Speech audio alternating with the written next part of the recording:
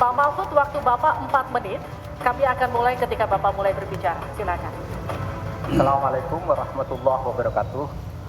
Mari kita bersujud semuanya, saudara-saudara seluruh Indonesia, kepada Ibu kita dalam rangka mengucapkan selamat Hari Ibu 22 Desember 2023 ini. Dan sesudah ini kita lanjutkan pengabdian kita kepada Ibu Pertiwi.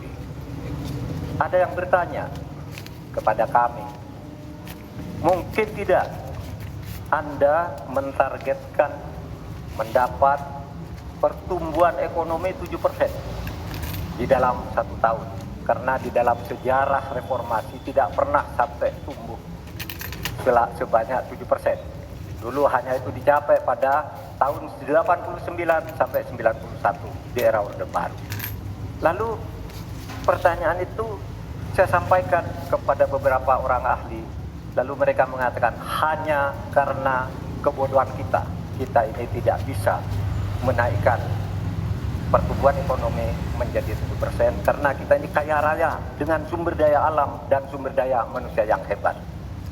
Masalahnya apa? Masalahnya banyak korupsi dan inefisiensi di sektor-sektor pertumbuhan ekonomi, yaitu di sektor konsumsi, belanja pemerintah, ekspor impor, dan investasi. Jadi dengan demikian karena banyak korupsi, dan itu memang betul terjadi. Coba lihat, berdasar hasil SIGI, Transparansi Internasional, korupsi terjadi di lembaga legislatif, eksekutif, dan yudikatif secara besar-besaran. Korupsi juga terjadi di 3 metra alam kita ini. Kita menginjak bumi, ada korupsi di tanah dan pertambangan. Kita ke laut, ada korupsi di masalah kelautan.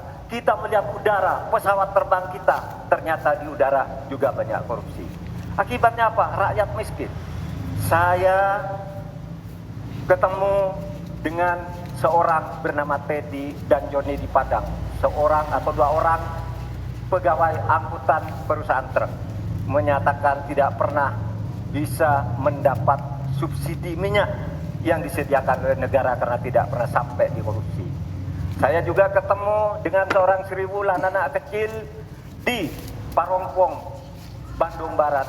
Dia mengajak saya main layang-layang, katanya, "Bapak, saya ingin terbang seperti layang-layang meraih kita, tapi saya tidak dapat." Kemudian saya ingat pulau saya, Madura. Di Madura itu kaya dengan gas alam, tetapi sampai sekarang tidak pernah dioptimalkan untuk dimanfaatkan. Maka kuncinya adalah bagaimana kita memberantas korupsi. Lalu ada yang tanya kepada saya, "Bapak, kalau Bapak jadi wakil presiden orang takut ditangkap."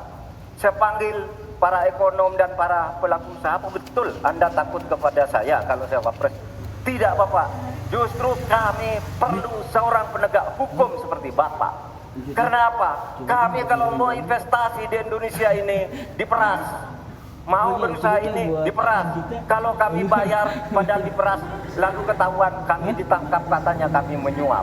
Itulah Indonesia ini pada saat ini. Oleh sebab itu, saudara sekalian, kita harus lawan korupsi. Memang istilah anak muda, "Hai koruptor, kutabrak kau. Hai wir, mundur kau wir." Nah, korupsi setabrak. Saudara sekalian, ini semua dalam rangka agar terjadi pemerataan seperti ketentuan pasal 3 Undang-Undang Dasar di Al-Quran disebut kaila yakuna dulatan bainal ayat.